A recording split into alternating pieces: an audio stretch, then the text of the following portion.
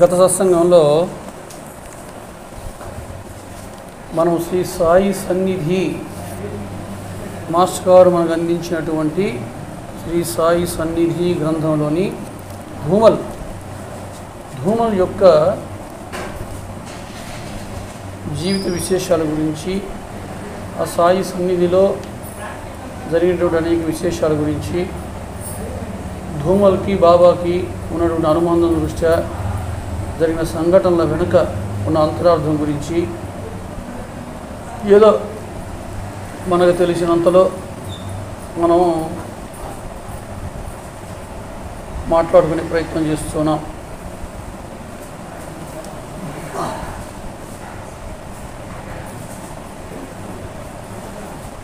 మాట్లాడిచ్చేది ఆయనే అయినా మాట్లాడుతున్నది మనమే కనుక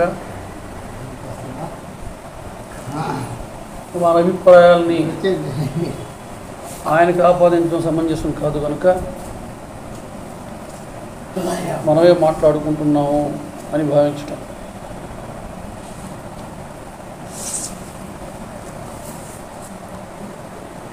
గత సత్సంగంలో ధూమలు, రఘు మొదలైనటువంటి వాళ్ళు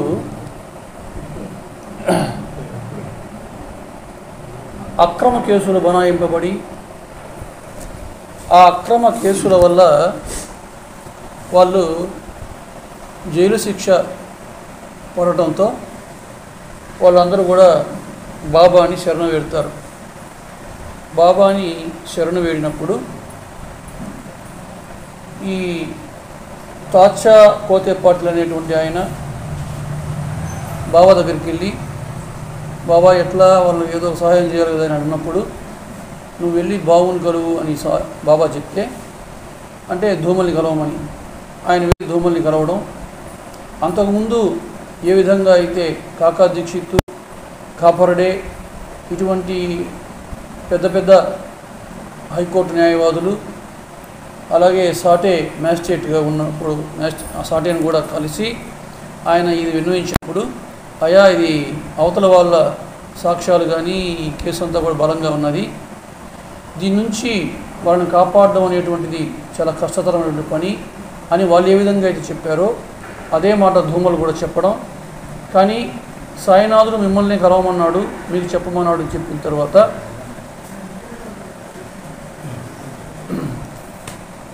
ఆయన ఆ యొక్క కేసుని స్వీకరించడం జరిగింది. అయితే ఆ కోర్టులో అక్కడి మ్యాజిస్ట్రేటు అప్పీలు తీసుకోవడానికి ముందర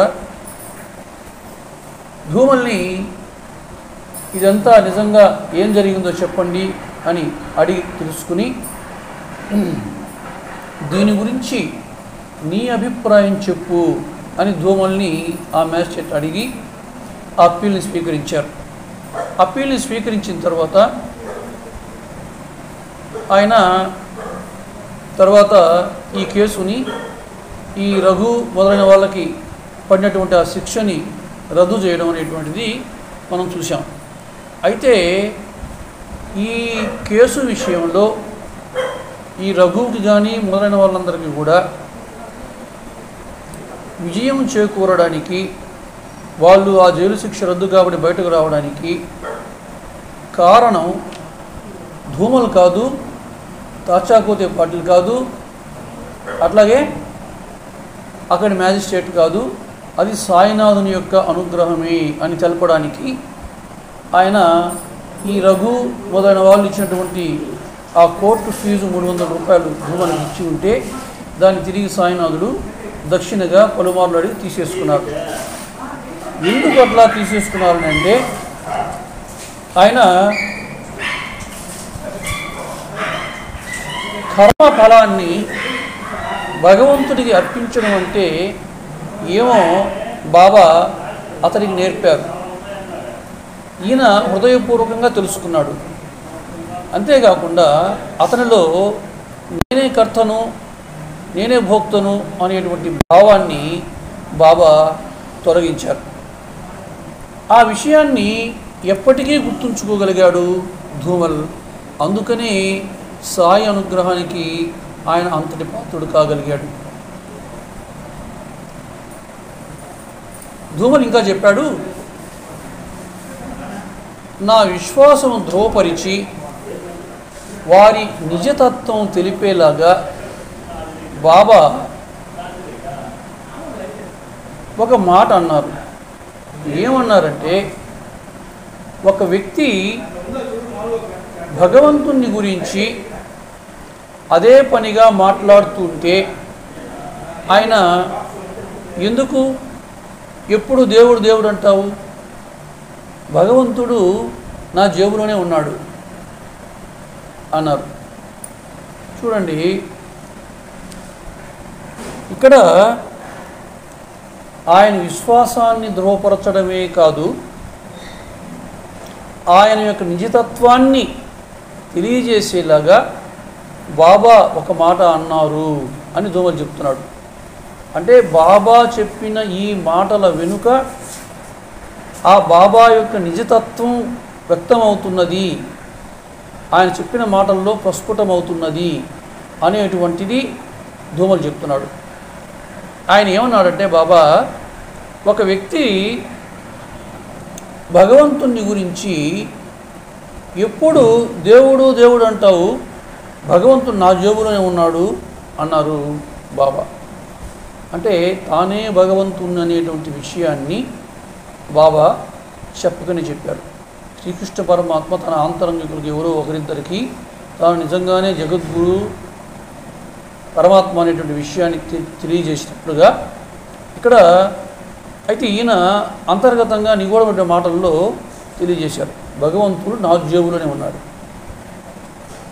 భగవంతుని గురించి కేవలం ఊకదంపుడు ఉపన్యాసాలు దంచడం ఎంతో సులభమని, కానీ అందువల్ల చెప్పేవారికి వినేవారికి కూడా ఎటువంటి ప్రయోజనం ఉండదని బాబా వేసినటువంటి ప్రశ్నకి అర్థం. అంటే ఇట్లాంటి సత్సంగాల్లో కూర్చొని నాబోటిగాడు ఏదో ఊకదంపుడు ఉపన్యాసాలు దంచితే ఆ విధంగా దంచడం ఎంతో సులభం. అలా దానివల్ల ఆ ఊకదంపుడు ఉపన్యాసాలు చెప్పేవారికి కానీ వినేవాళ్ళకి కానీ కూడా ఎటువంటి ప్రయోజనము ఉండదు అని దాని అర్థం. అట్లా కాకుండా అనన్య భక్తితో భగవంతుణ్ణి సొంతం చేసుకోవాలి. అనన్య భక్తితో భగవంతుణ్ణి సొంతం చేసుకోవాలి. డబ్బుని ఎంతో ప్రీతితో ఎప్పుడు భద్రంగా జేబులో పెట్టుకున్నట్లు భగవద్ అనుభూతిని హృదయంలో ఎప్పుడూ వహించాలి. ఏమిటి ఆయన ఇక్కడ ఒక మాట మనం గమనించాలి, భగవంతుడి రూపాన్ని హృదయంలో పెట్టుకోవాలని అనడంలే. అంటే దాని అర్థం ఏమిటి? అప్పుడు ఆ మాట అన్నాడు అనుకోండి, ఆయన ఇంతకాలం ఇక్కడ ఈ షిరిడీలో కనిపించేటువంటి 6 అడుగుల శరీరమే నేను భగవంతుడు అని నువ్వు అనుకుంటే, సద్గురువు అని నువ్వు అనుకుంటే అసలు నువ్వు నన్ను చూడనట్లే అని ఆయన చెప్పిన మాటలకు అర్థం ఉండదు ఇక్కడ. ఎందుకని? రూపము కాదు భగవంతుడు అంటే. భగవంతుడు అంటే భగవతత్వం అంటే నిరాకారము, నిర్గుణము, నిశ్చలము. ఇవన్నీ సాయినాథుడు ఆయన నిగూఢంగా తెలియజేస్తున్నాడు. భగవంతుణ్ణి సొంతం చేసుకోవాలి. నువ్వు డబ్బుని ఏ విధంగా అయితే ప్రీతితో ఎప్పుడు భద్రంగా జేబులో పెట్టుకొని ఉంటావో అట్లాగా భగవద్ అనుభూతిని హృదయంలో ఎప్పుడు వహించాలి. ఇది సాయినాథుడు చెప్పుకున్న మాట. చూసారా?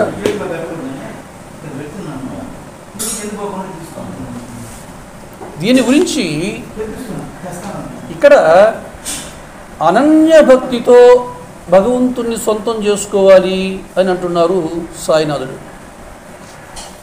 అనన్య భక్తి అని అంటున్నారు.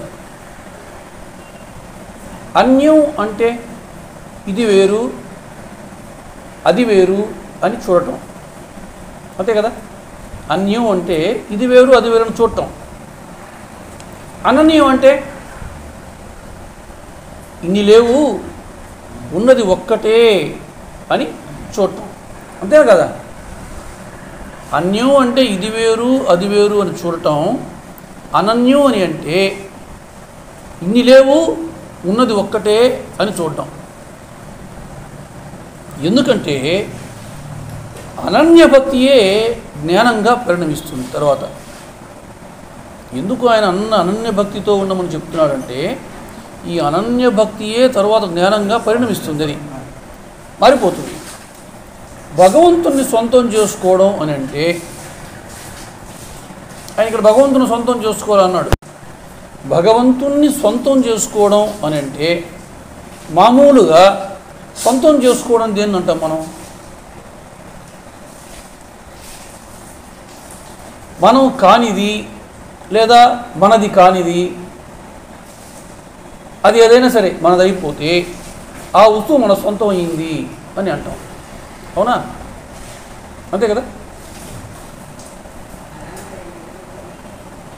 అంటే మనం కానిది ఏదో ఒకటి ఉన్నది, భగవంతుడు అనేవాడు ఒకడు ఉన్నాడు, ఏదో ఒకటి చేసి వాడిని నా సొంతం చేసుకోవడం అనే దాని అర్థం. ఆయన అన్నాడు కదా, భగవంతుని సొంతం చేసుకోవాలి అనేటువంటి మాట ఆయన అన్నాడు కదా. సొంతం చేసుకోవడం అంటే ఏమిటి? ఇక్కడ అంటే మనం కానిది మనది కానిది ఏదో ఒకటి ఉన్నది, అట్లాగే భగవంతుడు అనేవాడు ఒకడు ఉన్నాడు, ఏదో ఒకటి చేసి వాడిని నా సొంతం చేసుకోవడం అనే బాబా మాటలకు అర్థం.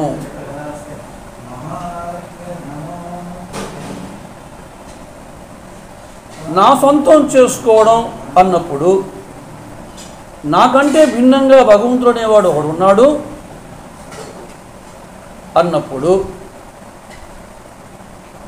వాణ్ణి నాదిగా చేసుకోవడం అన్నదే ఆయన చెప్పిన దానికి భావం అయితే, నీలో నేనున్నాను నాలో నువ్వు ఉన్నావు అని ఆయన చెప్పిన దానికి కానీ, అడ్డుగోడ కూలదోస్తే చాలు అని ఆయన చెప్పిన దానికి కానీ ఈ భావం ఎలా పొసుగుతుంది? ఇది ఎలా సరిపోతుంది? అప్పుడు ఆయన సొంతం చేసుకోవడం అన్న మాటకు అర్థం ఏమిటి? ఇప్పుడు మన పరిస్థితి చూస్తే ఎట్లా ఉందంటే, అంటే మన లోపం ఎక్కడున్నదో మనం డయాగ్నోస్ చేసే ప్రయత్నం చేసుకుందాం. దీన్ని చూస్తున్నప్పుడు దాన్ని మర్చిపోతున్నాం, దాన్ని పట్టుకోవాలని ప్రయత్నం చేసినప్పుడు దీన్ని మర్చిపోతున్నాం. దీన్ని దాన్ని అంటుంటే అదేదో అనుకోకండి. దీన్ని అన్నప్పుడు నేను అంటే ప్రత్యేగాత్మ అని, అంటే నాలో ఉన్నటువంటి ఆత్మ ఏదైతే ఉన్నదో, అంటే సోలో అంటే ఇండివిజువల్ సోల్, అంటే ఇండివిజువల్గా ఒక వ్యక్తిలో ఒక ఉపాధిలో ఉన్నటువంటి ఆత్మని మనం ప్రత్యేగాత్మ అని అంటున్నాం, ప్రత్యేకించి మనలో మనిషిలో. అట్లాగే దాన్ని అన్నప్పుడు అదేదో కాదు, ప్రపంచం. అంటే ప్రపంచం పరమాత్మ కాబట్టి దీన్ని చూడకుండా దాని వైపే చూస్తే అది పరమాత్మే కదా అని మీరు అనొచ్చు. దీనివైపు చూడకుండా దాని వైపు చూస్తే అదంతా, అంటే ప్రపంచం వైపు చూస్తే అదంతా పరమాత్మే కదా అని అనొచ్చు. కానీ అది పరమాత్మగా కనిపించదు. ఎందువల్ల కనిపించదు? అది అనేకంగా కనిపిస్తుంది, అవునా? ఆ అనేకంగా కనిపించడమే ప్రపంచం. ఒకటిగా కనిపిస్తే పరమాత్మ, అనేకంగా కనిపిస్తున్నందువల్ల అది ప్రపంచం.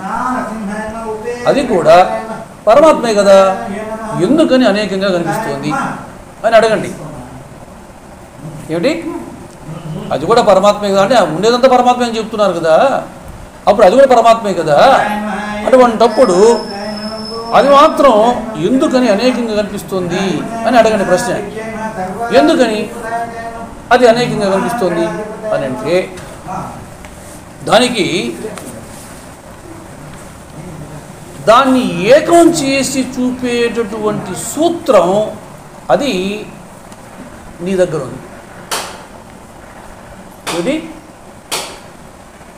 ఏదైతే అనేకంగా కనిపిస్తున్నదో ప్రపంచం, దాన్ని ఏకం చేసి చూపించేటటువంటి సూత్రం అది ఎక్కడున్నది? నీ దగ్గర ఉన్నది. కొంచెం జాగ్రత్తగా వినండి. ఎందుకంటే కొంచెం లోపలికి పోయినట్టు అనిపిస్తుంది, కొంచెం తికమగ్గా అనిపిస్తుంది. కొంచెం జాగ్రత్తగా విన్నామంటే క్లారిటీ వచ్చేస్తుంది. కానీ సందర్భాన్ని బట్టి మనం విషయం చెప్పుకోవాల్సినటువంటి ఆవశ్యకతను దృష్టిలో పెట్టుకుని, అయితే కొంచెం లోతైన విషయం అయినా కూడా మనం ప్రస్తావన చేసుకునే ప్రయత్నం చేస్తున్నాం. అందువల్ల కొంచెం జాగ్రత్తగా విన్నారంటే పట్టుకోవచ్చు. నీ దగ్గర ఉంది సూత్రం. ఇవన్నీ పూసలు. అంటే మన శరీరాలన్నీ పూసలు, మనం ఈ చూసేటువంటి ఈ వస్తువులన్నీ పూసలు. ఇది దండ కాదు. ఈ దండ అయితే అంతా ఏకం. ఈ దండ కాదు, సూత్రం వేరేగా ఉంది, పూసలు వేరేగా ఉంది, చూస్తున్నాం మనం. కాబట్టి నీకు ఇప్పుడు దండగా మారడం లేదు. ఇదంతా కూడా దండగా మారడం లేదు. పూసలుగా చెల్లచిదురైపోయి కనిపిస్తున్నాయి మనకు. అవునా? ఎందుకు మధ్య మధ్యలో అవునా అంటున్నానంటే ఫాలో అంటే ఎక్కడైనా ఇబ్బందికరంగా ఉంటే మళ్ళీ కొంచెం వెనక్కి మనం ముందు పోదాం. కాబట్టి ఇది పూసలుగా చెల్లాచెదురైపోయి కనిపిస్తూ ఉన్నాయి ఈ శరీరాలు కానీ, ఈ వస్తువులు కానీ, ఈ ప్రపంచం ఉండేటువంటి. నేను నువ్వు కాదు, నువ్వు నేను కాదు అని అనుకుంటూనే చూస్తున్నాం. అవునా? అట్లాగే చూస్తున్నాం మనం. ఊరికే మాటలైతే అంటాం. ఏమని? ఇదంతా పరమాత్మే, అలాగే చూడాలి అని అంటుంటాం. అవునా కదా? మనం కూడా చెప్పుకుంటాం కదా. అంటే వినే వాళ్ళకి ఏమనిపిస్తుందంటే, అబ్బా ఈయన ఎంతో మహానుభావుడు, అబ్బా అంతటిని పరమాత్మ చూస్తున్నాడేమో అని అనిపిస్తుంది. చూచారా? ఏమి లేదు. మీరు చూడడంలే, నేను చూడడంలే. మనం దొంగలం. రెడీగా వచ్చి టైంకి వచ్చిందన్నమాట. మనం దొంగలం. అంటే ఎందుకని ఆ మాట నోచి వస్తున్నదంటే, సిద్ధాంతాలేమో బాగా ఏకరువు పెడతాం కానీ దృష్టాంతం దగ్గర పడిపోతుంటాం. అవునా కాదా? పడిపోతున్నావా లేదా? మనం ఇంకా పడకూడదని ఈ శ్రీ సాయి సన్నిధి గ్రంథంలో ఇదిగో దీని గురించి మాస్టర్ గారు చెప్పడం. మనం అందరం అటువంటి స్ఫూర్తిని పొందాలని ఆయనకు అనిపించిందో ఏమో. అరే దీన్నైనా పట్టుకుంటే ఆ స్ఫూర్తితో వాళ్ళు ఇటువంటి ప్రయత్నం చేసి ముందుకు పోతారేమో, ఆ భగవద్ అనుభూతిని హృదయంలో ఆయన వహించమని ఏదైతే చెప్తున్నాడో ఆ విధంగా వహించుకుంటారేమో అనేటువంటి ఆశతో పాపం ఆయన తీసుకొచ్చి ఈ విషయాన్ని ఇక్కడ పెట్టాడు. ఇప్పుడు ఇవన్నీ ముత్యాలండి, ఇవన్నీ ముత్యాలు. మనం ఎంత చూస్తున్నాం, ఒక్కొక్కటిగా చూస్తున్నాం. ఇది వేరే ఒక్కొక్కటిగా చూస్తున్నాం. విడివిడిగా చెదిరి పడిపోయి ఉన్నాయి అవన్నీ, ఈ పూసలు, ఈ ముత్యాలన్నీ. అలా ఉంటే అది దండ అవుతుందే? అది దండ కాదు. నా దగ్గర ఏమో దారం ఉంది. దారం ఒకటేనండి, దారం ఒకటే. అది ముక్కలు కాదు, అది దారం ఒకటే. ఆ ఒక్కటే నా దగ్గర ఉంది. ఆ అనేకమైనటువంటివన్నీ కూడా నా ఎదురుగా ఉన్నాయి. ఆ అనేకమే ప్రపంచం. ఎక్కడన్నా అర్థం కాకపోతే అడగండి. మనం చూసేవన్నీ కూడా ప్రపంచం. దారం ఏమో నా దగ్గర ఉన్నది, సూత్రం అది. ఈ చూసేవన్నీ కూడా ముత్యాలు, అవన్నీ కూడా విడివిడిగా చల్లా చుదురుకు పడిపోయి ఉన్నాయి. అదే దండ అయితే అంతా ఏకమే. దండ కాదే, దారమేమో నా దగ్గర ఉన్నది, పూసలేమో ఇక్కడ ఉన్నాయి, చల్ల చురుకు నాకు కనబడుతున్నాయి. ఆ దారమే ఏదో కాదు, ఆ దారమే నా జ్ఞానం. నా జ్ఞానం ఒక్కటే, నా జ్ఞానం అనేది ఒకటే. ఒక్క మాట చెప్తాను, నా చూపు ఒకటేనండి, నా చూపు ఒకటే. నాకు కనిపించేవి కొన్ని లక్షలు కోట్లు కనబడుతున్నాయి నాకు ఈ చూపుకి. ఇక్కడ ఎవరికైనా చూపులు రెండు ఉంటాయా? ఎవరికైనా చూపులు రెండు ఉంటాయనంటే వాడికి ఏదైనా మెల్లకన్నో లేకపోతే ఇంకేదైనా వాడు గుడ్డివాడో అయితే తప్ప అట్లా ఉండదు. అవునా? కాబట్టి చూపులు 2-3 ఉన్నాయనంటే, చూపులు 2-3 ఉన్నాయి అని అంటే అది నమ్మడానికిలే. ఒకటి దొరచూపు, ఇంకోటి దొంగ చూపు, ఇన్ని ఉంటాయా? ఉండవు. చూపు అనేది ఒకటే, చూపు ఒకటే ఉంటుంది. ఈ చూపుతోటే ఈ మైకును చూసి నల్లగా ఉందంటున్నా, ఈ చూపుతోటే. ఈ చూపుతోటే దాన్ని చూసి ఆటోస్ చూసి తెల్లగా ఉంది అని అంటున్నా. ఇది ఎర్రగా ఉందంటున్నా, అట్లాగే అది లావుగా ఉందని అంటున్నా. ఎన్ని మాటలు చెప్తుందో చూడండి. ఒకే ఒక చూపు, ఈ చూపే కదా. ఈ చూపే ఈయన వేసుకోవడానికి ఏదో ఎల్లో పసుపు బరిని వేసుకోవడం చెప్తుంది, ఆమె ఏదో బ్రౌన్ శారీ కట్టుకోవడం చెప్తుంది, ఆయన ఏదో రోజు చొక్కా వేసుకోవడం చెప్తుంది, అదిగో అది ఆ భోషణం చూడండి వయం ఎంతలా ఉందని చెప్తుంది. ఇన్ని మాటలు చెప్తున్నది ఆ ఒక చూపే. ఒకే ఒక చూపు ఎన్ని మాటలు చెప్తుందో చూడండి, ఎన్ని రూపాలు చూస్తుందో, ఎన్ని మాటలు చెప్తుందో చూడండి.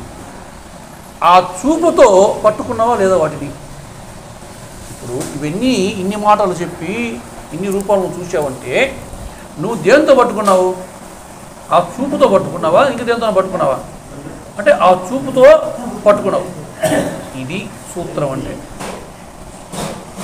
సూత్రం అని చెప్పేమి ఇందాక నా దగ్గర దారం ఉందని చెప్పేమి, ఇది సూత్రం. సూత్రం అంటే దారం అని ఇందాక చెప్పుకున్నాం. ఈ దారానికి గుచ్చావు, నిన్ను చూసినప్పుడు నిన్ను గుచ్చేశాను, ఈ మైకును చూసినప్పుడు మైకును గుచ్చేశాను, వాళ్ళని చూసినప్పుడు వాళ్ళని గుచ్చేశా. ఇట్లాగా నేను దేన్నైతే చూస్తున్నానో వాటన్నింటిని తీసుకొచ్చి నా దారాన్ని గుచ్చేస్తున్నాను. అప్పుడు ఏమైంది? అది దండ అయింది. ఇంతకు ముందు వరకు చల్లా చెదురుగా పడిపోయి ఉన్నటువంటి ముత్యాలు లేదా పూసలు ఇప్పుడు నా చూపు అనేటువంటి దారానికి నేను తీసుకొచ్చి చేసిన కారణం చేత ఏమైపోయింది? అది దండ అయింది. అంటే ఏమిటి? ఈ చూపు ఈ ప్రపంచంలో ఉండేటువంటి పదార్థాలు ఒకదాంతో ఒకటి కలిసిపోయినప్పుడు అది ముత్యాల దండ. అవునా? ఇప్పుడు అది తయారు చేసుకోవాలి మనం. ఆ ముత్యాల దండ కోసమే ప్రతి ఒక్కరూ చేసే ప్రయత్నం అంతా కూడా. కాబట్టి ఇప్పుడు మెల్ల వేసుకో. ఇప్పుడు దండ అయిపోయింది, ఇప్పుడు మెల్ల వేసుకో. అట్లా కాకుండా ఈ ఉట్టి పూసల్ని ఎవరిని మెల్ల వేసుకోగలరా? వేసుకోలేదు. అట్లా కాకుండా పోనీ ఉట్టి దారం మెల్ల వేసుకున్నాడు అనుకోండి, ఏమంటారు వాడిని? వాడు పిచ్చోడు అంటారు. అంతే కదా. కాబట్టి మనం చేస్తున్న పిచ్చి పని ఏమిటంటే ఉచ్చి ప్రపంచాన్నే చూస్తాము అంటారు మన వాళ్ళందరూ కూడా, అంటే మనమంతా కూడా. ఆ ప్రపంచాన్ని మొత్తాన్ని బైండింగ్ చేసే బైండింగ్ వైర్, ఆ సూత్రాన్ని పట్టుకో. ఆ సూత్రం అంటే ఏమని చెప్పుకున్నాం ఇందాక? జ్ఞానం అని చెప్పుకున్నాం. అంటే ఈ పదార్థాలన్నిటినీ కూడా తీసుకొచ్చి నీ జ్ఞానాన్ని గుచ్చుకుంటాం, నీ జ్ఞానం అనే దారానికి కూర్చుతున్నాం. గుచ్చిది ఏమైంది? అది దండ అయింది. ఈ ఏదైతే సూత్రం ఉన్నదో ఆ సూత్రాన్ని పట్టుకోం. ఆ సూత్రాన్ని మర్చిపోయి చూసేటప్పటికి ఏమవుతుందంటే సూత్రం లేని పూసలు ఏమవుతాయి? చల్లా చేతులు అయిపోతాయి. ఇప్పుడు అదే నడుస్తుంది. ఇప్పుడు మన అందరికీ కూడా జరుగుతున్నది అదే. అంటే అన్నింటినీ అన్నిగా చూస్తుంది ఈ చూపు, అదే ఆధారం. అందుకనే పరమాత్మగా చూడకుండా అన్యంగా చూస్తుంది. పరమాత్మే, అంత పరమాత్మేనండి. పరమాత్మ లేని ఏం లేదు కదా, అంత పరమాత్మే. ఆ దండే ఇప్పుడు పరమాత్మగా చూడక అన్యంగా చూస్తుంది. ఆ దండే తెగితే పూసలు, ఆ పరమాత్మ అనే దండ తెగిపోయి పూసలు పూసలుగా చల్లాచెదురైపోయింది. ఇదంతా పరమాత్మే. ఇది ఎప్పుడు ఆ దండ తెగిపోయిందో తెలియదు. ఇది పూసలు పూసలుగా చల్లాచెదురైపోయి ఇట్లా ఇన్నిగా అనేకంగా కనబడుతుంది. సరే ఏమంటారు చెప్పండి. ఏదైనా లింకప్ కాకపోయినా చెప్పండి. సరే సరే సరే ఓకేనా. అంటే ఎందుకు అడుగుతున్నానంటే ఇందాక చెప్పాను నేను ఇందాక మొట్టమొదట ప్రారంభం చేసేటప్పుడే నేను కొంచెం మళ్ళీ వెనక్కి కూర్చుంటాను, అవునా అవునా అని అడుగుతుంటాను. ఏదైనా క్లారిటీ లేకపోతే చెప్పండి, మళ్ళీ వెనక్కి పోదాము. అంటే కొంచెం లోతైన విషయం కనుక కొంచెం నిదానంగా మనం పట్టుకునే ప్రయత్నం చేద్దాము అని చెప్పుకున్నాం. కాబట్టి ఆ దండే తెగితే పూసలు, ఆ పరమాత్మ అనే దండే తెగిపోయి పూసలు పూసలుగా చల్లాచెదురైపోయింది. కానీ అదే దండగా ప్రత్యక్షమైతే ఎంత ఏకంగా ఉండేది. అట్లా ప్రత్యక్షం కావడం అది దుప్పదగా అనేకంగా దర్శనమిస్తున్నది. ఇప్పుడు కొంతమంది ఏం చేస్తున్నారంటే ఈ పూసల్ని వదిలేసి దారం పట్టుకుంటున్నారు. వస్తున్నారు, పూసల్ని వదిలేస్తారు, దారం పట్టుకుంటున్నారు. ఈ పూసల్ని వదిలేసి కళ్ళు మూసుకొని ఎప్పుడైతే నీ ఆత్మస్వరూపాన్ని నువ్వు ధ్యానం చేస్తే, అదే కదా దారం పట్టుకోవడం అంటే, నీ జ్ఞానాన్ని నువ్వు పట్టుకోవడం ప్రయత్నం చేయడం కదా చేస్తే, ఇక్కడ 2 దోషాలు ఉన్నాయి, 2 తప్పులు జరుగుతాయి. ఇది అవి ఏమిటంటే, ఒకటి నువ్వు మాత్రం పరమాత్మ అయ్యి నీకు బాహ్యంగా ఉన్నది ఆ ప్రపంచం అని అనుకుంటున్నావు, కానీ పరమాత్మ అని అనుకోవడం లేదు. నువ్వు ఎప్పుడైతే ఈ దారాన్ని పట్టుకునే ప్రయత్నం చేస్తున్నావో అప్పుడు నువ్వు మాత్రం పరమాత్మ అయ్యి నీకు బాహ్యంగా ఉన్నది ప్రపంచం అని అనుకుంటున్నావు, కానీ పరమాత్మ అని అనుకోవడం లేదు. నువ్వు ఈ ముప్పాతిక ప్రపంచాన్ని తోసిపారేసి కదా కళ్ళు మూసుకొని వెళ్ళిపోయావు లోపలికి దారాన్ని పట్టుకోవడానికి. అప్పటికి 100% పరమాత్మలో ఆ 100లో 35 భాగాన్ని చాలా చక్కగా కొట్టి వాణ్ణి నువ్వు పరమాత్మ కాదు పో, నువ్వు ప్రపంచమే పో అని దానికి శాపం పెట్టి నువ్వు ధ్యానం చేస్తావా? అదేనా ధ్యానం అంటే? ఎందుకు కుదరదు? ఇప్పుడు అందరూ చూస్తున్నా అదే కదా. ఇప్పుడు వస్తున్నా నీ క్లారిటీ వస్తుంది చూడండి. అంటే నువ్వు పరమాత్మ కాదు పో, నువ్వు ప్రపంచమే పో అని ఆ ప్రపంచానికి శాపం పెట్టి నువ్వు ధ్యానం చేస్తున్నావు. అదేనా నువ్వు చేసే మెడిటేషన్? నువ్వు చేసే మెడిటేషన్ ఏమిటి అని, అది రియలైజేషన్ కాదు, అది రికన్సిలేషన్ కాదు. అది నువ్వు కలుపుకొని పోవడంలే, సమన్వయం లేదు, సామరస్యం లేదు నీకు. అందుకని ఈ ప్రపంచాన్ని దూరం చేసుకునేటువంటి దోషం వచ్చి నెత్తిన పడ్డది. ఒకటి వస్తుంది, క్లారిటీ వస్తుంది. రెండవది నీకు నువ్వు కనబడవు. నీకు నువ్వు కనబడవు. వినండి, అర్థమవుతుంది. నీకు నువ్వు కనబడవు అంటే ఏమిటి? నీ జ్ఞానం నీకు కనబడుతుందా? ఎప్పుడన్నా చూసారా? అది కనబడదు కదా, నిరాకారం కదా. నీ ఆశే కానీ కనబడే ప్రపంచాన్నేమో తోసి అవతల బారేసావు, కనిపించని జ్ఞానాన్ని పట్టుకునే దానికి ప్రయత్నిస్తున్నావు. ఏమిటి దానివల్ల నీకు ప్రయోజనం? జ్ఞానం అన్నది చస్తే కనబడదు. మీరు జ్ఞానాన్ని చూసేటువంటి ప్రయత్నం చేస్తే అది మీకు ఎప్పటికీ కనబడదు. కనబడితే అది జ్ఞానం కాదు, జ్ఞేయమైపోతుంది. ఇక్కడ ఏం చేస్తున్నావు? జ్ఞానమేమో చస్తే కనబడదు నీకు, అందుకే నీకు పరమాత్మ అనేటువంటి ప్రత్యక్షం కావడం లేదు. నువ్వు ధ్యానం చేసినా కూడా. ఎవరికి? ధ్యానం చేసేవారికి. ఎందుకనంటే ధ్యానం అంటే ఏమిటంటే, నాకు ఇంకొకటి భిన్నంగా ఒకటి ఉన్నదని భావించి దాన్ని నా సొంతం చేసుకునే దానికి చేసేటువంటి ప్రయత్నమే ధ్యానం అన్న మాటకి అర్థం. నాకు భిన్నంగా ఇంకొకటి ఉంది అని అనుకుని భావించి దాన్ని నా సొంతం చేసుకోవాలి అనే దానికి చేసే ప్రయత్నమే ధ్యానం. ఎందుకు ఇది ఇంత ఈ మాటలన్నీ కూడా చెప్పుకోవాల్సి వస్తున్నదంటే, ఆయన ఏమన్నాడు? ఆ భగవంతుని నన్ను సొంతం చేసుకోవాలన్నాడు. ఆయన భగవంతుని సొంతం చేసుకోవాలన్న మాటకి అర్థం ఏమిటన్న విషయం ఇవన్నీ కనుక మనం క్లారిటీగా మాట్లాడుకోకపోతే, భగవంతుని ఆయన ఎవరో ఒకడు ఉన్నాడు, ఆయన ఒక రూపంతో ఉన్నాడు, ఆయన నా సొంతం చేసుకోవాలంటే ఆయన ఆయన ఆయన నా వాడు చేసుకొని ఆయన నేను చెప్పినట్టు నా మాట వినవాలని చెప్పి నేను ఆయన నా పాదలాగా చేసుకోవాలని. నా సొంతం చేసుకోవడం అంటే ఇంక నేను చెప్పినట్టు చేయమంటాం కదా. అంతకంటే సొంతం చేసుకోవడం అన్న మాటకి అర్థం అది కాదు.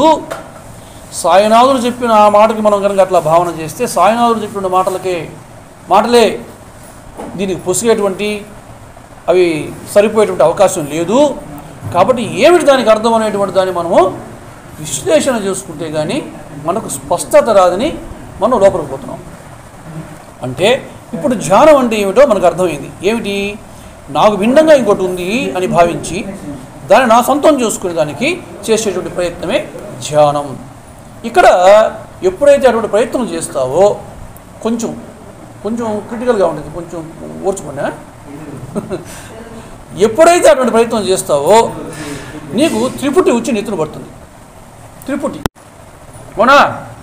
వెలిగినప్పుడు ఎట్లగా కూతున్నాడు అంటే ధ్యానం చేసేవాడు ఒకడు, ధ్యానం చేయబడేటువంటి ఒకటి ధ్యానం చేయబడే క్రియ ఒకటి, మూడు వచ్చేసాయా? ఎప్పుడైతే నువ్వు ధ్యానం చేస్తున్నావో ఈ నీ త్రిపుటి వచ్చి నెత్తినబడింది. ధ్యేయం అనేది ఒకటి ఉన్నది. ధ్యేయం అనేది లేకుండా ధ్యానం చేయలేడుగా. అంటే ఎప్పుడైతే నువ్వు దేన్ని ధ్యానం చేస్తున్నావు? నిన్ను నువ్వే ధ్యానం చేస్తున్నావా? ఒకవేళ నన్ను నేను ధ్యానం చేసుకోవడం అనే మాటకి అర్థం ఏమిటి అని అంటే, నన్ను నేను పట్టుకోవడానికి చేసేటువంటి ప్రయత్నం. నన్ను నేను పట్టుకోవడానికి చేసేటువంటి ప్రయత్నం. నన్ను నేను పట్టుకోవడానికి అన్నప్పుడు ఆ నన్ను ఏది? జ్ఞానం. ఆ నేను ఏది? జ్ఞానమే. అటువంటప్పుడు జ్ఞానం పట్టుకోవడానికి చేసే ప్రయత్నమా కాదా?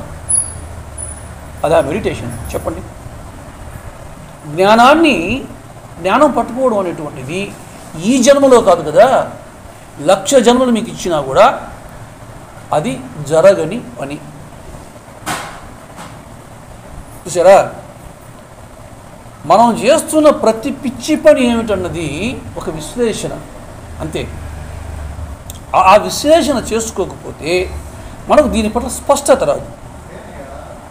ప్రపంచాన్ని వదిలేసి దాన్ని చూడకుండా ఆత్మ ఎక్కడో ఉంది, పరమాత్మ ఎక్కడో ఉన్నాడు, అరే ఆ భగవానుడు ఎక్కడో ఉన్నాడు అని లోపల ప్రయాణం చేయలేక వస్తున్నాం. 2 దోషాలు ఉన్నాయని చెప్పుకున్నాం. పరమాత్మలో ముప్పాతికి వదిలేసి లోపల వెతుక్కుంటున్నాం. ప్రపంచం పరమాత్మగా కనిపించకనే కదా నువ్వు కళ్ళు మూసుకుంటున్నావు. ప్రపంచం పరమాత్మగా నీకు కనిపిస్తే, ఆహా నాకు పరమాత్మ కనిపిస్తాడు, నువ్వు ప్రపంచాన్ని చూస్తూ ఉండవు. కళ్ళు ఎందుకు మూసుకుంటావు? చెప్పండి.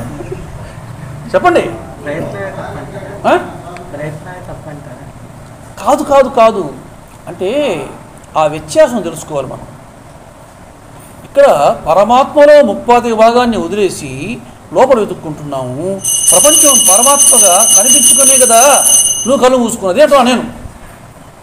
ప్రపంచం నీకు పరమాత్మగా నువ్వు చూడలేకనే కదా కళ్ళు మూసుకున్నావు. కళ్ళు ఎందుకు మూసుకున్నావు చెప్పండి పని. నువ్వు ధ్యానం చేస్తున్నావు, నువ్వు కళ్ళు ఎందుకు మూసుకున్నావు? ఓటానికి రుచి కనపడితే మళ్ళీ ఇది నెత్తిన పడితే నాకు మళ్ళా నేను డిస్టర్బ్ అయిపోతానే. పరమాత్మ అయినగా నువ్వు భావన చేస్తే పరమాత్మ వచ్చి నెత్తిన పడితే నీకేమవుతుంది? అంటే ఈ ప్రపంచం నీకు కనబడితే అది వచ్చి నా నెత్తిన పడుతుందని నువ్వు కళ్ళు మూసేసుకుంటున్నావు. అంటే కళ్ళు తెరిస్తే ప్రపంచం కనబడుతుందని భయం. అప్పటికి అంటే కొంచెం ఈ మనం ఇప్పటివరకు చేసి ఈ పిచ్చి పనికి అలవాటు పడిపోయి ఉన్నాం కదా.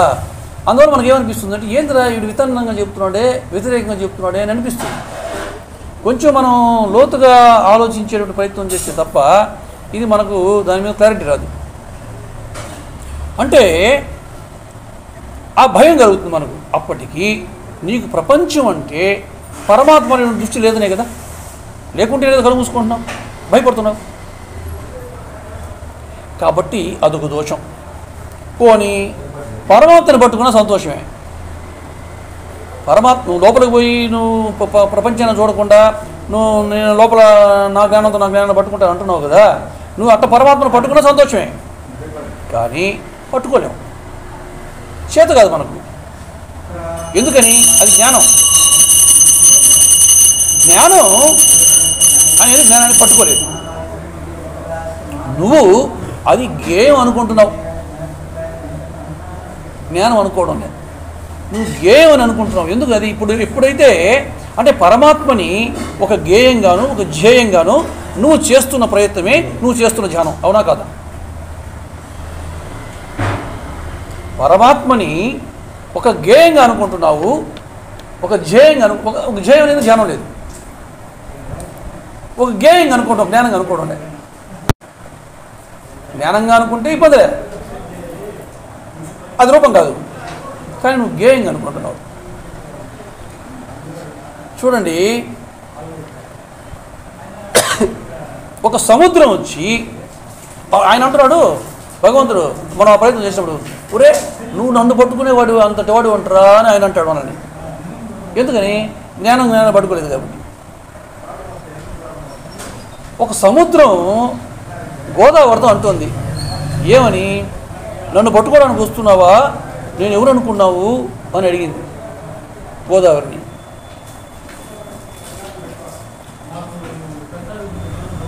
నేనెవరు అనుకున్నావు? జలం. నువ్వెవరు? నేను జలమే అనింది గోదావరి. పిచ్చిదానా, జలాన్ని పట్టుకునేది ఏమిటి? జలం ఎక్కడ జలాన్ని పట్టుకుంటుందే చెప్పండి. అంటే నువ్వు నా లోపలికి వస్తే అది పట్టుకోవడం కాదు, నువ్వు లేకుండా పోవడం అని అంటుంది సముద్రం. ఇంకా నది లేదు, సముద్రం కలిసిపోతుంది, నది ఎక్కడ ఉన్నది? ఏం సార్, అవునా కదా? అంటే నువ్వు లేకుండా పోవడమే నేను ఉండడం. ఇప్పుడు అర్థమవుతున్నదే మహాత్ములు చెప్పిన మాటలకు అర్థం. మాస్టర్ గారిని ఒక ఆయన అడిగాట, మాస్టర్ గారు నేను ఎట్టయినా సరే మీరు ఏమిటో నేను తెలుసుకుంటాను అని అన్నా అంట. అదే నువ్వు లేకుండా పోవడం అన్నా అంట. ఇది నువ్వు లేకుండా పోతావు అన్నాడు ఆయన.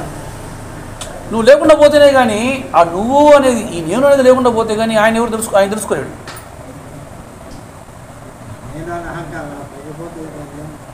ఇది ఎక్కడ నేను నా సొంతం చెప్తున్న మాట కదండి. ఇది మన ఏం పుస్తకం ఉండేది, స్మృతులు, మాస్టర్ గారి స్మృతులు పార్ట్ 1లో ఇది ఒక విద్యార్థి మాస్టర్ గారిని మాట అన్నప్పుడు అప్పుడు నువ్వు లేకుండా పోతావు అన్నాడు ఆయన. ఆ మాటకు అర్థం ఏంటి అంటే నేను లేకుండా పోతే కానీ నేను కనుక్కోలేను. ఏదైతే ఈ అజ్ఞానం అనేటువంటిది ఈ దేహతాదాత్మ్యంతో ఉన్నటువంటి అజ్ఞానము అహంకారం అనేటువంటి నేను ఏదైతే ఉన్నదో ఆ నేను లేకుండా పోతేనే కానీ అసలు నేను ఎవరు నాకు తెలియదు. అది పోతే కానీ వాడు తెలుసుకోలేడు. వాడు తెలుసుకోవడం ఆయన తెలుసుకోవడం. ఎందుకని వాళ్ళు ఉన్న నేను ఆయన వేరు కాదు, అందరిలో ఉన్న నేను ఆయనే. చూచారా? కొంచెం కొంచెం కొంచెం క్రిటికల్ సబ్జెక్ట్ వచ్చింది. కాబట్టి నువ్వు లేకుండా పోవడమే నేను ఉండటం అని సముద్రం అంటుంది. ఆ సముద్రమే మాస్టర్ గారు, అదే ఆ స్టూడెంట్. చూసారా?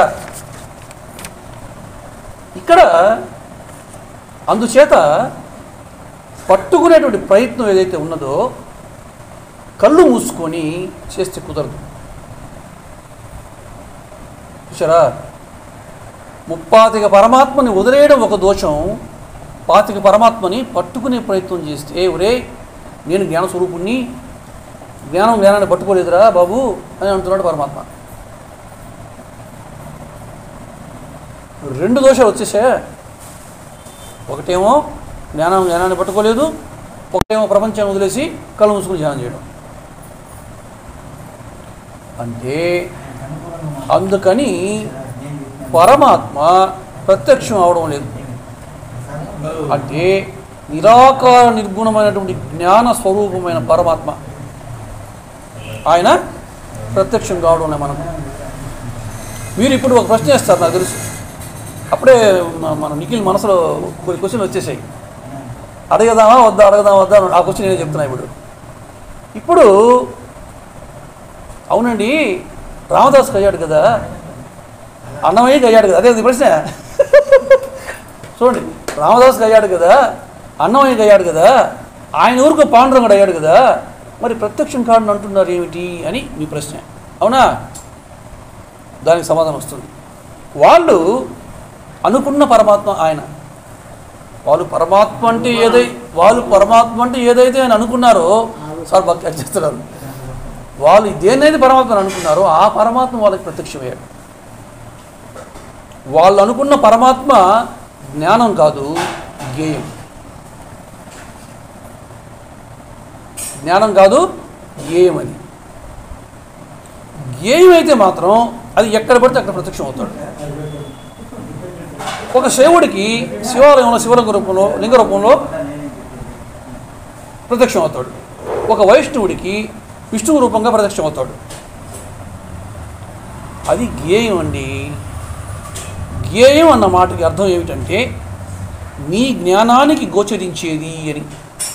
ఈ సమస్తము కూడా నీకు ఏదైతే గోచరిస్తున్నదో అదంతా జ్ఞేయమే, జ్ఞానము అన్నది కాదు. గోచరింపబడేది జ్ఞానం కాదు. నీకు ఏదైనా గోచరింపబడుతున్నది అని అంటే అది నీ జ్ఞానానికి గోచరింపబడుతున్నది. జ్ఞానానికి గోచరింపబడేది జ్ఞేయం. కాబట్టి ఆ జ్ఞేయ రూపంగా వాళ్ళు ఆయన్ని కనుక అనుకున్నట్లయితే ఆయన ప్రత్యక్షం అవుతాడు. ఎక్కడ పడితే అక్కడ, ఎప్పుడు పడితే అప్పుడు, ఎవరికి కావాలంటే వాళ్ళకి. ఇక్కడ ఎప్పుడో ఒకప్పుడు దర్శనమిస్తాడు ప్రతి మహాభక్తుడికి కూడా. ఏదో ఒక పరమాత్మ అవుతాడు. ఏదో ఒక పరమాత్మ ఏదో ఒక రూపంలో ప్రత్యక్షం అవుతూనే ఉంటాడు. రామదాసుకి రాముడిలాగా, అన్నమయ్యకి శ్రీనివాసుడిలాగా, ఆయనకి పాండురంగుడిలాగా. అవునా కదా? అంటే ఏమిటి? వాళ్ళు జ్ఞేయాన్ని పరమాత్మగా అనుకొని వాళ్ళు చేసిన ధ్యాన ఫలితంగా వాళ్ళకి ఆయన జ్ఞేయంగా ప్రత్యక్షమయ్యాడు. జ్ఞానంగా కాదు. మనకు కూడా అవుతాడు కావాలంటే. అయితే అది మన సమస్యకి పరిష్కారం అని మాత్రం అనుకోవద్దు. ఏమిటి మన సమస్య? ఎందుకంటే ఈ మొత్తం ప్రపంచం కూడా ఎప్పుడైతే పరమాత్మలో లయమైపోవాలి, ఆత్మలో అంతా ఎప్పుడైతే పరమాత్మ లయమైపోతుందో అప్పుడు దాని పరిష్కారం. ఇప్పుడు నీ ఆత్మలో ఇదంతా వచ్చి లయమైపోతే అంతా ఆత్మస్వరూపంగా పరమాత్మగా నీకు కనిపించాలంటే అది నీకు నామరూపాత్మకంగా పరమాత్మ కనిపిస్తే మాత్రం అది నీకు పరమాత్మ కనిపించినట్టు కాదు, నీ ఆత్మస్వరూపంగా కనిపించినట్టు కాదు. అది ఆత్మస్వరూప అనుభవం కాదు, అది జ్ఞేయ పరమాత్మ అనుభవమే. ఇక్కడ ఎందుకు భగవద్ అనుభూతిని మనం హృదయంలో వహించాలి అని ఆయన చెప్తున్నాడంటే, ఆ భగవద్ అనుభూతి అనే అది ఆ భగవంతుడు నీకు ఒక అనుభూతిగా నీకు అనుభవానికి రావాలి. అది గేయ రూపంగా రమ్మని చెప్పడం ఆయన. ఇక్కడ ఆ భగవంతుడు రూపం నీ మనసులో హృదయంలో వహించమని సాయినాథుడు చెప్పలే. ఇందాక మనం చెప్పుకున్న మాటల్లో, మొట్టమొదటి మనం చెప్పుకున్న మాటల్లో, అంటే నామరూపాత్మకంగా పరమాత్మ కనిపిస్తే అది ఏమీ ప్రయోజనం లేదు. నామరూపాత్మకంగా కనిపిస్తే వాడు ప్రపంచం అవుతాడు కానీ పరమాత్మ అవడు. పరమాత్మ అంటే నామరూపాలకు అతీతుడు, నిర్గుణుడు, నిరాకారుడు అని నిర్వచనాలు చెప్పుకుంటూ నామరూపాత్మకంగా కనిపించినప్పుడు వాడు పరమాత్మ అని, వాడు జ్ఞానం అని ఎట్లా అనగలవు? చెప్పండి, పరస్పర విరుద్ధమైన మాటలేగా. అప్పుడేమవుతుంది, మళ్ళీ మనం సమస్యలో వచ్చి పడ్డట్టయింది. ఏమిటి? గేయ రూపంగా పరమాత్మని ఎప్పుడైతే మనం ప్రత్యక్షం చేసుకున్నామో అది కూడా ప్రపంచమే కనుక మళ్ళీ వచ్చి మనం ఎక్కడ పడ్డాం? సమస్యలో పడ్డాం. అంటే మళ్ళీ మొదటికి వచ్చాం. అంటే మళ్ళీ మొదటికి వచ్చాం. వాడు నామరూపాత్మకం అయితే సమస్యగానే ఉండిపోతాడు. వాడు సర్వవ్యాపకం అయితే అది సమస్య కాదు, అది పరిష్కారం. కాబట్టి సర్వవ్యాపకమైనటువంటి పరమాత్మ నీకు పరిష్కారం అవుతాడు, గేయ రూపమైనటువంటి పరమాత్మ నీకు సమస్య అవుతాడు. కారణం, గేయ రూపము ప్రపంచం కనుక ఆ పరమాత్మ కూడా ప్రపంచమే అవుతాడు కనుక నీ సమస్యకు పరిష్కారం లేదు కనుక నువ్వు సర్వవ్యాపకమైనటువంటి పరమాత్మగా నువ్వు అనుభవానికి తెచ్చుకోవాలి. అటువంటి అనుభవం కలిగినప్పుడు నీకు ఇంకా నువ్వు లేదు. ఇందాక అన్నాడే మాస్టర్ గారు అన్నదే, అప్పుడు నువ్వే సముద్రం, అప్పుడు నది లేదు. ఇక్కడ ఎవరిని తక్కువ చేసి మాట్లాడాలి అని మనం చెప్పుకున్నది కాదండి ఇదంతా. అంటే రామదాసుని తక్కువ చేసి మాట్లాడడం, అన్నమయ్యని తక్కువ చేసి మాట్లాడడం కాదు. ఎందుకంటే మనకు ఒక క్లారిటీ రావాలంటే, ఒక స్పష్టత కలగాలంటే మన లోపాలు మనకు తెలియాలి. మన లోపాలు మనకు తెలియబడటానికి మనం చేస్తున్న పిచ్చి పనులు ఏదో మనకు తెలిస్తే వాటిని సరి చేసుకోవడానికి అవకాశం ఉంటుంది కనుక మనం చేసుకున్నటువంటి విశ్లేషణ. ఇక్కడ ఈయనేం చెప్తున్నాడు సాయినాథుడు? అనన్య భక్తితో భగవంతుణ్ణి సొంతం చేసుకోవాలి అన్నాడు. అనన్య భక్తి అన్న మాటకి అర్థం ఏమిటంటే జ్ఞానం. నువ్వు ఎప్పుడైతే జ్ఞానాన్ని ఉదయింపు చేసుకుంటావో అనన్య భక్తితో, ఆ అనన్య భక్తి ఎప్పుడైతే జ్ఞానంగా పరిణమిస్తుందో, ఆ జ్ఞానం ఎప్పుడైతే జ్ఞాన నిష్టగా నువ్వు నిలబెట్టుకుంటావో అప్పుడు నువ్వు సర్వవ్యాపకమైనటువంటి పరమాత్మని ప్రత్యక్షం చేసుకుంటావు అని అర్థం. అంటే నీకు ఆ పరమాత్మ సొంతం అయిపోయినట్టు, అంటే నువ్వే పరమాత్మ అని అర్థం. అంటే నువ్వు డబ్బుని ఎట్లయితే ఎంత ప్రీతితో భద్రంగా జేబులో పెట్టుకుంటావో అట్లాగా ఆ జ్ఞాన నిష్ట ఏదైతే ఉన్నదో, ఆ బ్రహ్మ నిష్ట ఏదైతే ఉన్నదో, ఆ పరమాత్మ అనుభూతిని నువ్వు అనుభవిస్తున్నావో ఆ అనుభూతిని ఎప్పుడూ హృదయంలో వహించాలి. దట్ ఈజ్ నథింగ్ బట్ జ్ఞాననిష్ట, బ్రహ్మనిష్ట, ఆత్మనిష్ట. ఇక్కడ అనుభూతి అనగానే మనకేంటంటే మనకేదో కళ్ళలో కనిపించే అనుభవం వచ్చిందనో, లేకపోతే ఆయనకేదో ఒక అనుభూతి కలిగిందనో, లేకపోతే ఇంకొక ఆయనకి ఏదో అనుభవం కలిగిందనో, అంటే ఇటువంటి అనుభవం మీద పరిగెత్తుతుంది మనసు కాదు. ఇక్కడ ఆయన చెప్తున్న ఆ అనుభూతి, భగవద్ అనుభూతి, దాన్ని ఎప్పుడూ హృదయంలో వహించాలి అని ఆయన చెప్తున్న మాట అదే జ్ఞాననిష్ట, అదే బ్రహ్మనిష్ట, అదే ఆత్మనిష్ట. ఏ పేరు పెట్టుకోండి, ఓకేనా అని వారి భావము. దీనినే ఒక సూఫీ తత్వం చక్కగా వివరిస్తుంది. ఏమిటంటే సప్తమ స్వర్గంలో భగవంతుని సింహాసనం ఉంటుంది. ఆ సప్తమ స్వర్గం ఎక్కడో లేదు, నీ హృదయంలోనే ఉంటుంది. మరి నీ ఆత్మ ఎక్కడున్నది? నీ జ్ఞానం ఎక్కడున్నది? రమణ భగవాన్ చెప్పినట్లుగా ఈ హృదయం అంటే ఈ గుండె కాదు, నీకు ఈ ఇటువైపున ఇక్కడ ఈ కింది భాగంలో, ఈ రొమ్ముకి కింది భాగంలోనే అంగుష్టంత మాత్రంగా నీ ఆత్మ నీకు దర్శనమిస్తున్నది. అది అక్కడ నిక్షిప్తమై ఉన్నది. మళ్ళీ నిక్షిప్తం అంటే మనది పరిమితం అయిపోతుంది. అక్కడ ఉన్నది నీకు అక్కడ దర్శనమిస్తుంది అని ఆయన చెప్పాడు. అంటే ఈ సూఫీ తత్వం ఏం చెప్తున్నదంటే నీకు నీ ఆత్మ ఎక్కడో లేదు, నీలోనే ఉన్నది. అది దాన్ని నువ్వు అనుభవంలోకి తెచ్చుకోవడమే ఇక్కడ బాబా చెప్పిన దానికి భావము.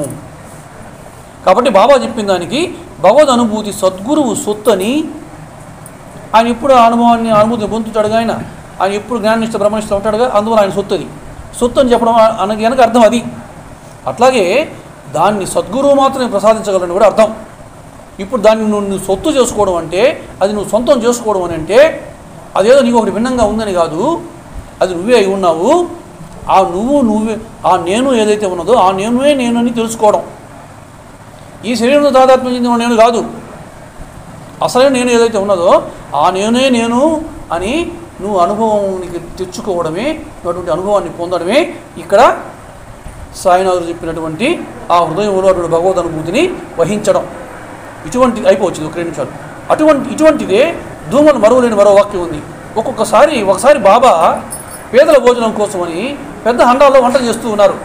అందులోని వంటకం ఉడుకుతూ ఉంటే మాంసాహారం మీద మక్కువ గల ఒక ఫకీరు వచ్చి అందులో కొంచెం మాంసం వేశాడు. బాబా ఏం పట్టించుకోలే. సంతర్పణకి సిద్ధం అవుతున్నటువంటి ఆ పవిత్రమైన శాకాహారాన్ని జంతువుల్ని చంపి కడుపు నింపుకునే విందు భోజనంలాగా మారింది జుగుప్సతో బాబా మన కడుపు నింపుకోవడానికి ఈ హింసతో ఉన్న ఆహారం ఎందుకు అని అన్నారు. అంటే సాయి జో మారిల్ తోచ్ తారీఫ్, జో తారీల్ తోచ్ మారీద్ అంటే ఎవడు చంపుతాడో వాడే రక్షిస్తాడు, ఎవడు రక్షిస్తాడో వాడే చంపుతాడు.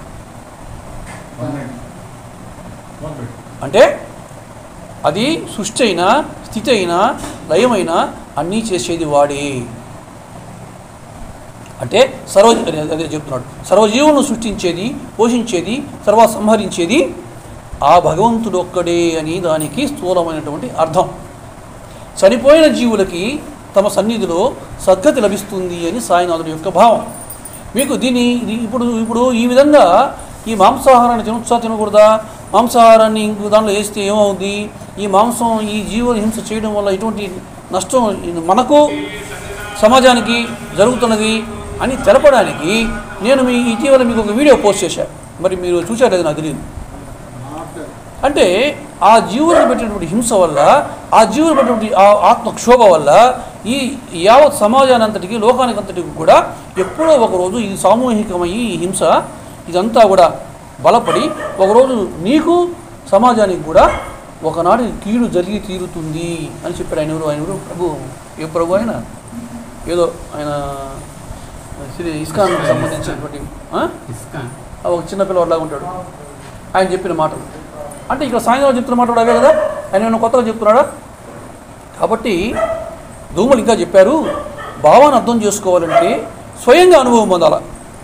మరి మేము ఆయనకి చెప్పాడుగా, మ్యాజిస్ట్రేట్ అడిగినప్పుడు అయ్యా ఆయన పలానా మతం పలానా కులం పలానా మతం అని చెప్పలేము, ఆయన బోధన మీకు అర్థం కావాలంటే అది ఇట్లా ఉంటుంది నేను చెప్పలేను. కారణం ఏమిటంటే ఆయన బోధన ఇట్లా ఉంటుంది చెప్పగలగాలంటే నా స్థాయి సరిపోదు. ఆయన బోధన ఏమిటో మీకు అర్థం కావాలంటే మీరు స్వయంగా వచ్చి తెలుసుకోవాల్సిందే అని చెప్పాడా లేదా? కాబట్టి ఆయన ఇప్పటికీ ఉన్నారు. మహాసమాధి చెందక ముందు కంటే కూడా ఆయన ఇప్పుడే ఎక్కువగా భక్తుల్ని ఆదుకుంటున్నాడేమో. చూసారా, ఇక్కడ చాలా గొప్ప మాట చెప్పాడు ఆయన. మాస్టర్ గారు ఏమన్నారంటే దీన్ని ఇందాక మనం ఏదైతే ఈ చూపు నా సూత్రం నాలో ఉన్నదే, వీటన్నింటినీ కలిపి పట్టుకున్న సూత్రము ఆ చూపు ఏదైతే ఉన్నదో అది నాలో ఉంది, నా దగ్గర ఉందని చెప్పాను. చూసారా, ఆ చూపు గురించి మనకు వెంకయ్య స్వామి వారు ఒక సందర్భంలో ఒక భక్తుడు అడిగిన మాటకి ఆయన చాలా గొప్పగా ఆయన మనకు వివరణ ఇచ్చారు. ఏమిటంటే చెప్తున్నా, ఆయన ఏం చెప్పారంటే ఒక భక్తుడు ఆయన్ని నారాయణ అనేటువంటి భక్తుడు ఆయన్ని ఒక మాట అడిగాడు. అయ్యా స్వామి, మీరు కోట్లు మనులు పడిగెలు అర్బుదాలు రసవర్గాలు జీవాత్మ సృష్టి అంటూ చీటీ రాయిస్తారు కదా, మీరు రాయించే లెక్కలు మాకు అర్థం చేసుకోను అలివి కావడం లేదయా అని నిజాయితీగా అడిగితే స్వామి గొప్ప దయతో చెప్పిన వివరణ ఏమిటంటే, అంటే ఇవన్నీ మనకు మనం అన్వయం చేసుకోవచ్చు. అయ్యా మానవులు 64 చూపులు ఉంటారే, అదొక ప్రమాణం, ఏదో అదొక స్థాయి. మానవులు అనేటువంటి వాళ్ళు 64 చూపులో ఉంటారు. సమాధి చెందిన అవధూతుల చూపు 4 లక్షలు. వెంకటేశ్వర స్వామి, నరసింహస్వామి, రంగనాయకుల స్వామి వంటి ఈ కలియుగ దేవుళ్ళు ఉన్నారే, వాళ్ళ చూపు 6 లక్షలు. ఏమిటి? నేను 6 లక్షల చూపులో పనిచేసి పాపపుణ్యాల లెక్కలు కలియుగ దేవుళ్ళకి అందిస్తున్నా. అంటే సద్గురువు సకల దేవతా స్వరూపి. ఆయన దేవతలాగాను ఆయన పనిచేయగలడు, ఆ పరమాత్మగాను కూడా ఆయన పనిచేయగలడు. అంటే 6 లక్షల చూపులో పనిచేస్తున్నాడట. అలాగే అవసరమైనప్పుడు 19 లక్షల చూపులో పనిచేసి పై వాళ్ళకి లెక్కలు అందిస్తున్నాను. చూసారా? అంటే ఈ సకల దేవతా స్వరూపమే నేనేను, ఈ దేవతల కంటే నేను అదుకుడని నేను ఆ పరమాత్మకి ఆ లెక్కల్ని కూడా అందిస్తున్నాను 19 లక్షల చూపులు కూడా అని ఆయన చెప్తున్నాడు. అంటే ఆయన అన్నాడు, నా లెక్కలు దేవతలకే అర్థం కాలేదయ్యా, మీకు అరివి అవుతాయా అయ్యా? అంటే ఏమిటి? దేవతలు 6 లక్షల చూపులో ఉన్నారు, ఈయన 19 లక్షల చూపులో ఉన్నాడు. సమాధి చెందిన అవధూతులు 4 లక్షల చూపులో ఉంటారట. మనిషి అంటే మనలో ఉన్నటువంటి ఈ పరిమితమైనటువంటి ఆత్మ, ఈ జ్ఞానము అది 64 చూపులో ఉంటుందట. అంటే ఈ చూపుకి ఆయన ఒక్కొక్కరిని చూస్తే ఇది 10వ చూపోయా, ఆయన 6వ చూపు కూడాయా, ఇట్లా కొన్ని మాటలు చెప్పేవాడు ఆయన.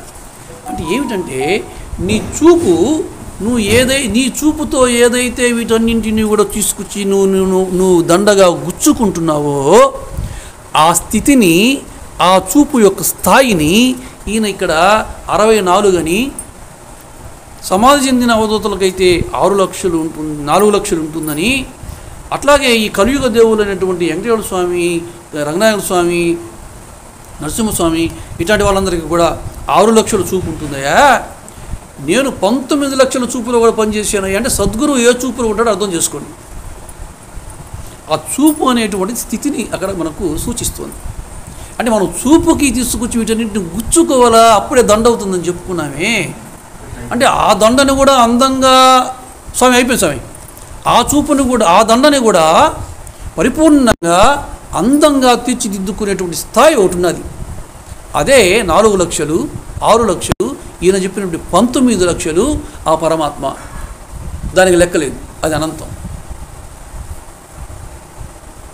చూసారా? అంటే మహానుభావుడు ఎంత దయ ఉంటే, ఇప్పుడు ఈయన ఈ మాట కనుక చెప్పి ఉండకపోతే మనం ఇందాక ఏదైతే ఆ సూత్రం చూపు అనుకున్నామో, ఆ చూపుకి తీసుకొచ్చి ఈ పూసల్ని, ఈ ముత్యాలని మనం గుచ్చుకోవాలనుకున్నామో, ఇది ఈ ప్రపంచంలోని ప్రతి పదార్థాలని, వస్తువుల్ని, శరీరాల్ని, మనుషుల్ని అన్నిటి కూడా గుచ్చుకోవాలనుకున్నామో, ఆ గుచ్చుకునేటువంటి నేర్పరితనం ఏదైతే ఉన్నదో, ఆ నేర్పు, ఆ స్థితి, ఆ స్థాయి ఏదైతే ఉన్నదో, అదే ఈయన ఇక్కడ చెప్తున్నటువంటి లక్షలు అని మనం అర్థం చేసుకోవచ్చు. ఇప్పుడు సాయినాథులు అక్కడ భగవంతుని సొంతం చేసుకోవడం అంటే ఏమిటో మనం కొంచెం విశ్లేషించి మాట్లాడుకున్నాము. అట్లాగే ఇక్కడ ఆ చూపు విషయం గురించి వెంకటేశ్వర స్వామి వారి దయతో మనకు ఆ ఇచ్చినటువంటి ఆ వివరణ అంటే మనం కొంత పరిశీలించి చెప్పుకుంటే ఆ చూపు పూసలు గుచ్చుకోవడము, ఆ దండ తయారు కావడం, అది ఏ స్థాయిలో తయారై ఉందో, ఆ దండ స్థితి ఏమిటి, జ్ఞానమే కదా. ఇప్పుడు పరిపూర్ణ జ్ఞానం అని ఎందుకు అంటున్నారు? వాళ్ళు పరిపూర్ణ జ్ఞానం ఎందుకు అంటున్నారు? ఇంకా దండకి ఇంకేం చేయాల్సింది లేదు, మొత్తం దండ పూర్తి అయిపోయింది, అది పరిపూర్ణ దండగా తయారైపోయింది. ఈ తేడా ఎందుకు చెప్పాడు అంటే ఒక్కొక్కరు ఒక్కొక్క స్థాయిలో దండం తయారు చేసుకున్నారు. చూసారా? మనం 64లో ఉన్నామంట. 64,000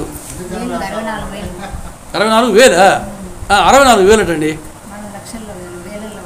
64,000.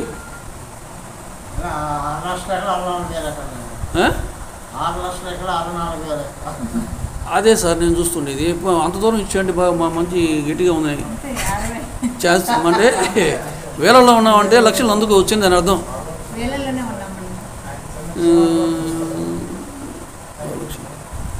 64 అన్నాడు, వేలు లేదు. 64 ఉదయుడు అన్నాడుగా, చెప్తున్నాడుగా.